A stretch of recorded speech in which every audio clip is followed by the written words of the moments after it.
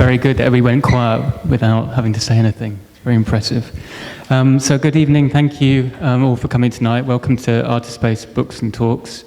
Tonight's event is the last in a series of talks and screenings and symposia that Artispace have organised as part of a curatorial programming partnership with Whitney Biennial 2012.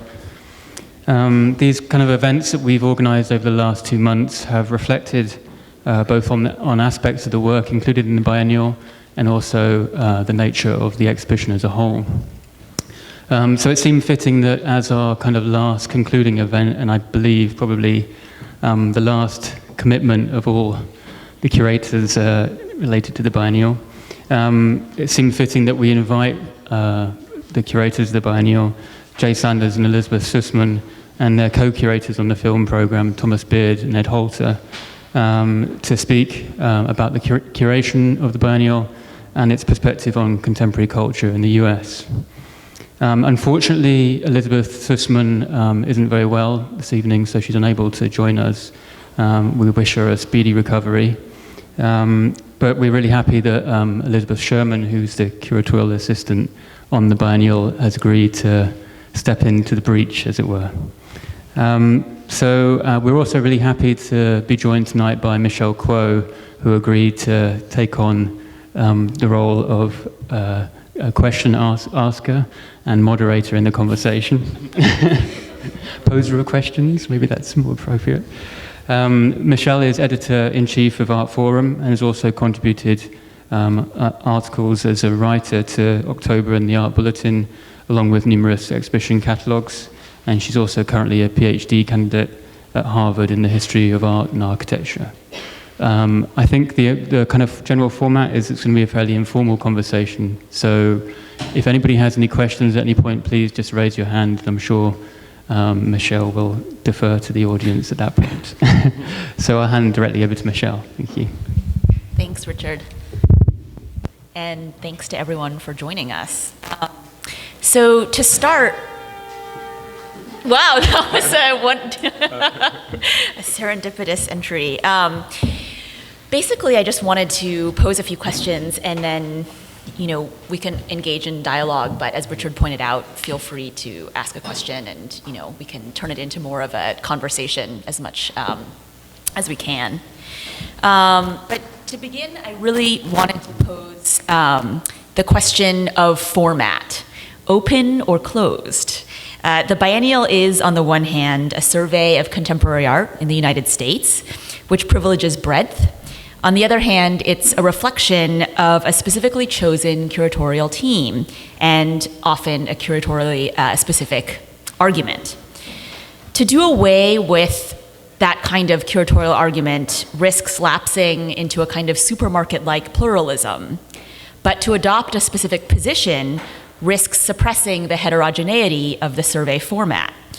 This biennial was interesting. To my eye, first of all, it seemed that it intentionally lacked a curatorial argument as sort of voiced by Jay and Elisabeth. But it looked, in many ways, cohesive. So I wondered if you could all talk a bit about how you approached structuring the biennial and your research, which you've referred to as field notes, and I think that's instructive as well. Yeah, and it's interesting, looking back, because we did a lot of research on the history of biennials, and it seems like making it more a kind of curator-focused show is something of the last decade, more than before. Like in the 90s, it was a consistent team of Whitney curators, so it was a little more of a faceless process in a certain way, and so it has been post, I guess, since the late 90s, more with these kind of changing curators and their focus and something, so I think it's shifted in that direction. But we took the idea of a survey seriously, that it should be it shouldn't have a thematic, it shouldn't be like an argument for art, but even though I guess in a lot of ways you see it and then these things come forward that it does have all that. So yeah, it's hard, I don't know. It's hard to say what we did. I mean, it was always kind of at the level of the artist, I felt like, in a lot of ways. And we decided a couple structural things right away, was that we would not build walls in the museum, and we would have a kind of smaller show, and that we'd be open to art that was beyond, that was, worked in performing arts or film video, and so that we'd be very open about the kind of thing we would do. But then it was very sort of blindly picking singularities from then on out. And then these guys came in very early in the process. You guys were like right away a big part of the discussion and all, but I don't know. Yeah, I mean, I think that it's tricky because it's true when, on the one hand, as Jay said, there wasn't a kind of specific overarching,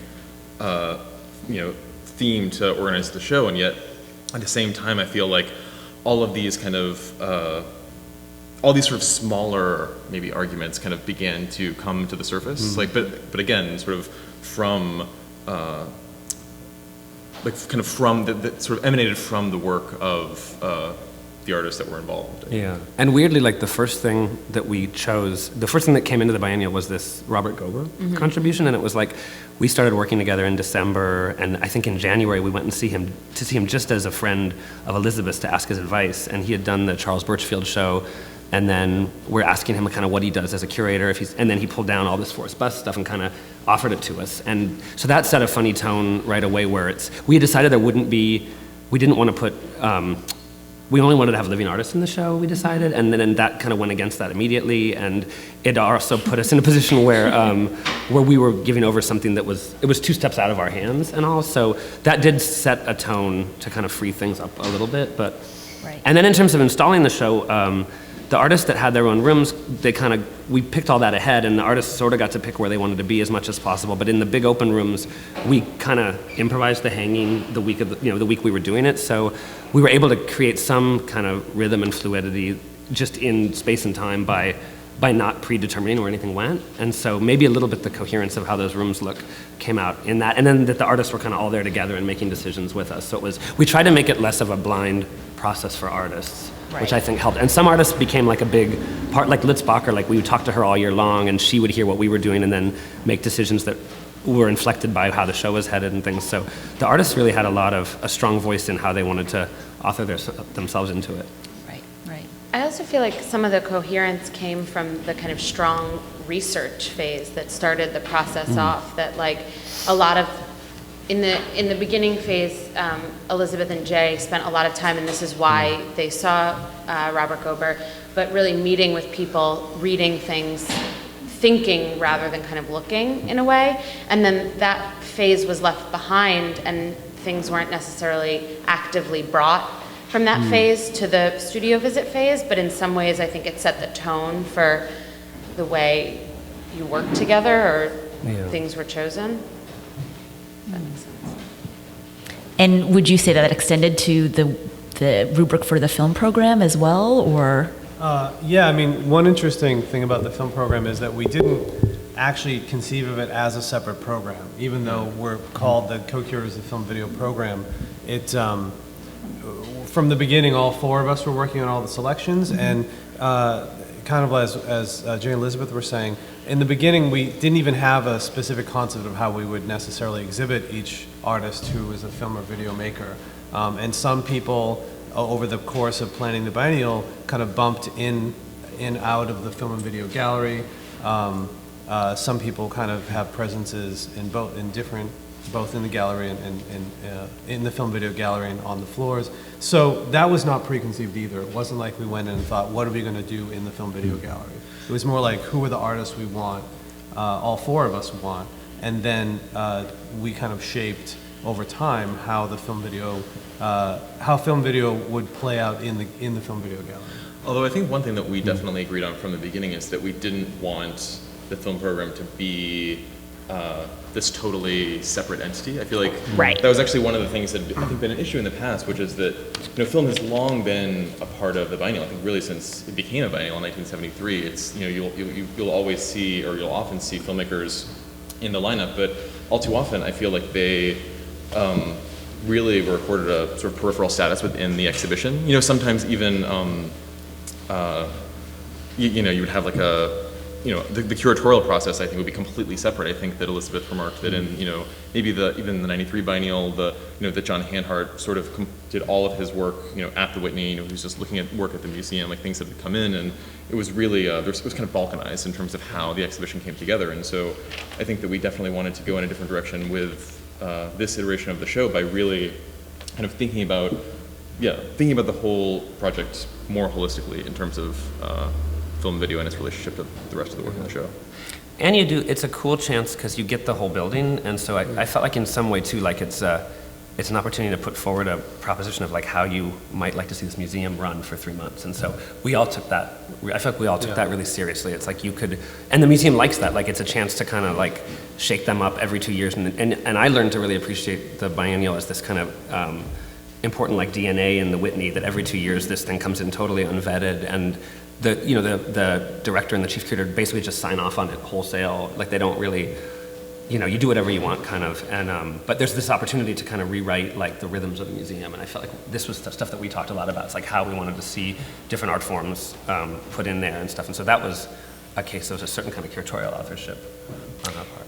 Well, maybe you could talk a bit about how it unfolded over the last 3 months, because obviously when you started out, you had a certain way of putting this constellation of works forward, whether it was screenings in a theater or performances on the fourth floor or residencies or works in the galleries. And I guess the question of would viewers come back, or how would viewers experience this kind of staggered series of temporalities and spaces after, in hindsight now, we're taking the benefit of that position. Maybe you could talk a bit about how you... Yeah, and I have to remember how like petrified we were before the opening, because like that fourth floor was totally empty, there was nothing in there, and we were really worried that people would walk up there, the elevator would open, and they would want their money back. Like they would see no art, there's hardly anybody in the show, and especially up there, and the rhythms, and then there was a lot of anxiety with the museum that like no one reads program guides. Most people are just going to come when they feel like coming, and they're going to walk into a lot of half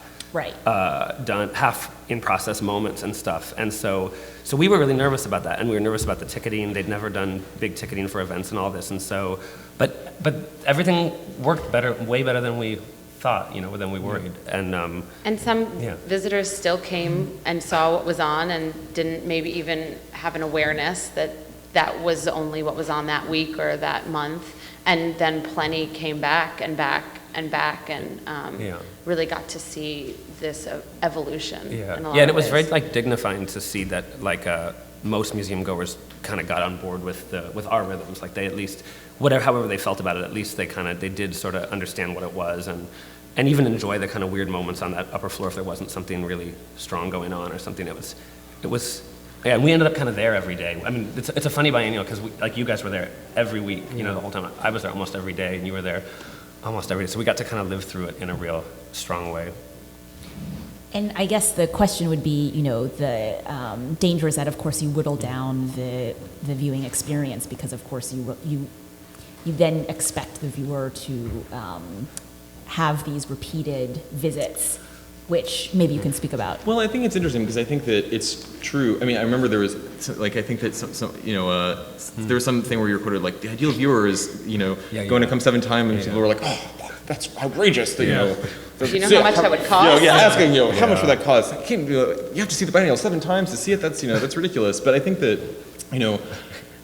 seen from another point of view, like if you think of it relative to something like relative to say like a film festival, because and oftentimes we've talked about the show as in certain ways more like a festival than a traditional biennial. And if the New York Film Festival, let's say, has 20 feature films in its main slate one year, and you went and you saw 3 films, you wouldn't say, well, I basically didn't see the New York Film Festival at all. I didn't even go. It's not that you didn't have some people will go to see one film at the New York Film Festival. Some people will see every single film. Some people will see half of the films. And each person could potentially have like a really kind of fully realized experience of the festival. Like maybe some are more thorough than others, but it's not that someone didn't actually see it. And I think you could really say the same about the biennial. That if you went to every single screening every week and every performance, then you would have like a really comprehensive view of the exhibition. But if you only went once and just saw a Sarah Mitchelson performance and just saw a Luther Price screening, then that's still in and of itself, I think, a way of just one way of seeing the exhibition. But the film festival presumes, I think, still a smaller audience than large modern museums do. So I guess that's the scale question on another level.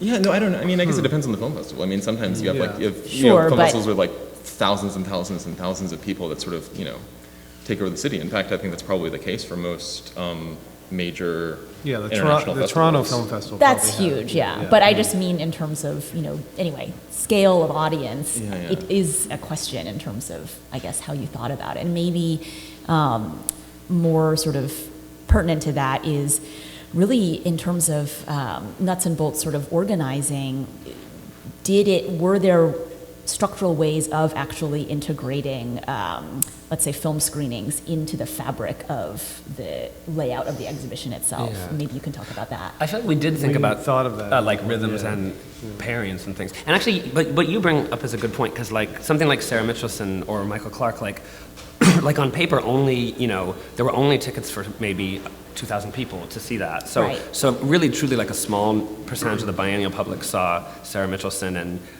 however many. I mean, actually the movie theaters, because there were so many screenings each week, but weirdly I felt like with Sarah and Michael, we were very nervous about that. Like you give all this space to something, and on paper it really can only hold this many people.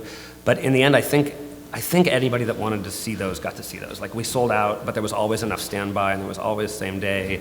And I felt like somehow I could feel good that if you really, really wanted to see one of those shows, you would be able to. And in the end, I think that worked out. But we were pretty nervous about that. Like if it had totally sold out immediately and no one could go, it would have been sad. Like we didn't want to make something that was like unreachable to people. But that was a challenge. Yeah, and that was also very important for us on a practical level, why we decided to do the structure of runs in the film program, so that each week we'd have a different artist, and we would do up 3 or more screenings a day of the same program, or some sort of structured program that would repeat every day. And that was great because in previous biennials, there was often this kind of patchwork schedule where every day was something different. And you got into this strange situation where a filmmaker may have been in the biennial with, let's say, a 20-minute film. It showed 2 times in the course of 3 months, and that was it. And a lot of those artists I know were very frustrated with that situation. This way, there were many, many chances to see the film. And we found that, when we speak about expectations, we really didn't know if people would treat the cinema as a cinema rather than as an installation setting. So we did subtle things like keeping the door closed and little things to just kind of like trigger the idea that you're actually watching a film. And what was heartening is that seeing it over the weeks, people really did treat it like they would show up on time, watch the whole film, sit there. And yeah, there were people in the back that would come and go for most films, but there was always a very substantial contingent of people who clearly were going and treating it as a scheduled event. One of the things that I really loved is that when Wildness was showing one day, I was in there and two people walked in the middle and sat down and they started talking, and someone turned to them and went, "Shh." And I thought, oh my God, we did it. They're treating it like a real movie theater. I know. Shushing. They're shushing people. So I think that that was possible to do that. I also think you mentioned about sort of a simplicity of programming, and we actually spent a lot of time thinking about the simplicity, that despite the complexity of the number of events over the course of the run, that there would be an ease of comprehension of the program, and that for the repeat visitor, there was a rhythm to the way that the museum was operating. You could come to expect certain things, and that you didn't kind of need a PhD in program guides to figure out when to come to things, Yeah, and also in sort of along those lines, the performance schedule and film schedule sort of rhymed insofar as you would have these week-long, or in the cases of the fourth horse, like multi-week-long engagements with individual artists. So you could say, and that would be a way that someone could kind of structure their experience of the show, so that they could say, okay, I'm going to go this week and see, Richard Maxwell and his troupe perform, and see a Kelly Reichardt film, and then see the rest of the show. And that as Ed was saying, it wasn't this kind of patchwork. That there was actually, even though there was actually quite a bit in terms of programming, it was, or hopefully, very straightforward. Well, it sounds like there actually was a lot of interesting thought, beforehand, which again speaks, I think, to this tension of, the different types of curatorial strategies or open-ended, rubrics that you're discussing. And I guess one other way to enter into this discussion is, speaking of a kind of visual coherency, maybe you can talk about the predominance of, or the role of facture or of craft in a lot of the works, and maybe that can be something that you all delve into. I don't know. It's like, it's like I didn't know it would look like that. So we put it all up there. I don't remember us talking about that consciously, but it did end up that way. And there is and there's less kind of neo-pop work, and there's less kind of work made with digital imaging or something, but it was all, like, at the level of the artist, so some of those, like, stylistic things, I feel like they came to us, like, in hindsight or something. Like, I didn't feel like we were trying to make an argument for, like, one kind of visual art being, like, more interesting than another or something, but I don't know. To some degree, it was, I think, personal taste, right? That there are certain things that everybody liked and certain things, and so the coherence comes out of it being one team that's making. I think that's a big difference, that sometimes the curators have gone off separately and traveled separately and kind of come back to the table and made a case for this. Okay, I'm going to take this artist. Well, you can have this artist. And nothing was done that way. Everything was done as a team. And so there is, of course, going to be some sensibility that comes out of that teamwork. Yeah, and Elisabeth and me decided that we would do, like, every studio visit together, every trip together, and then pick everything together. And if there was, like, if one of us was really for something the other wasn't, we kind of would drop it. Like, it was not, in a way it was kind of seamless, like the decision making about artists. But yeah, actually, it's funny. I remember joking with Ed that I thought that it would be. I just imagined that, because I'd never worked on an exhibition that was this scale and with, like, a team of this many people, and so I just assumed that there would be all these kind of knockdown, drag out arguments, just like things like real, like, lines in the sand, and like and of course there were, like, many long conversations. But I feel like that it was only one argument. I feel like. That's true. But yeah, it's true. I feel like there was a kind of. But you won't share with that. No. Yeah, exactly. No, that we were, really kind of on the same page in so many respects. But it does pose an interesting question, which is, and I've been thinking a lot about this just in terms of criticism, but you brought up lines in the sand, which is, it's a sort of historical shift. There's, on the one hand, we're coming out of this moment in the 60s and 70s when there were many lines in the sand, when there was a lot that felt at stake. And right now what's interesting is there's a tension, I think, again, between this sort of loose, open-ended pluralism, and at the same time you're at the opening of the biennial and there are Occupy, protesters outside. And so the question of criticality versus this maybe more sort of let's say, individual narrative or intentional role of intentionality in choosing and also producing works of art. That seems to be an interesting tension. I wonder if you could speak a bit more about that. Yeah.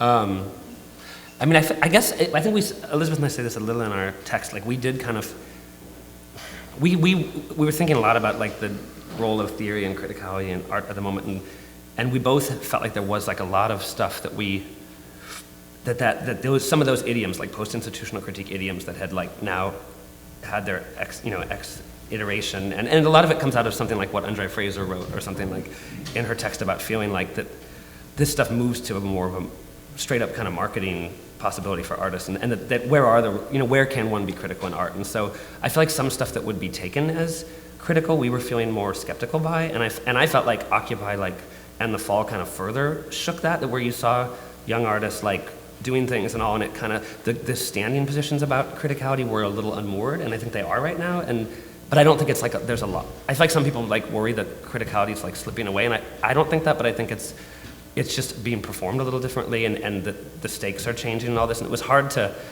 and weirdly, like, our show the youngest artist was, like, 29, and I felt like there was a swath of young artists in their mid-20s that are coming to terms with this stuff right now that we kind of couldn't yet address, and so we did put a little bit of a floor on that.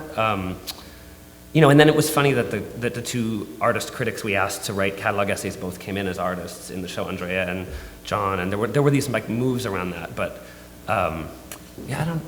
Well, I think I remember one of our discussions about Occupy was this problem that Occupy was happening so quickly and changing so quickly that it was a kind of this week by week thing, that given the nature of the show, it didn't feel appropriate to try to plan 6 months out what our response would be 6 months later. So we decided to kind of leave it out of the discussion, because it seemed that what would be the point of making some point now when 6 months from now our point might be should require something different. And in the end, you know, it just naturally happened outside of our curating anyways. So, but I think that in some ways, it felt, while we didn't talk about having some sort of critique on the curatorial level, there was definitely political critique happening on the level of each certain individual artist's work. So Absolutely. it's absolutely not a show that was without political critique. If you look at work like Laura Poitras or Latoya Ruby Frazier, I mean, this is work that is almost like a very traditionally a kind of activist work, you know. Poitras's work is like real journalism about real issues. So I think that the problem is that people, certain reviewers